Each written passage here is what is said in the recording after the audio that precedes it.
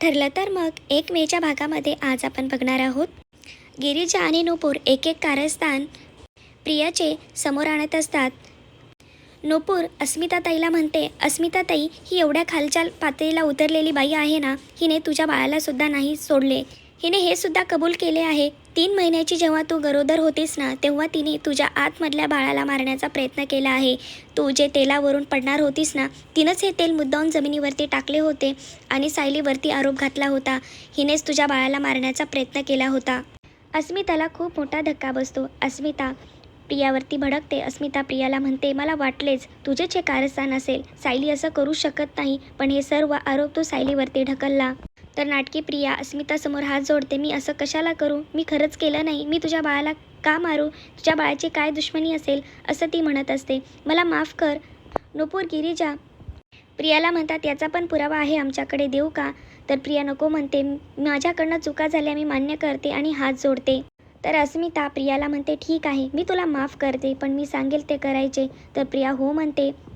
अस्मिता विमलला आतमधून तेल आणण्यासाठी सांगते. वाटीभर तेल ती जमिनीवरती टाकते. तर अस्मिता प्रियाला म्हणते, आता सांडलेल्या तेलावरतून तू चलायचं आणि दाखवून दे, या तेलावरनं तू पडू शकत नाही किंवा पडल्याच्या नंतर काय होते ना, हे तुला जाणवेल. तर नाटकी प्रिया स्वतःला सिद्ध करण्यासाठी त्या तेलावरनं चलत असते. ती अतिशय घाबरलेली असते, कारण तिला पडण्याची खूप भीती वाटत असते. तर प्रिया चालत असते.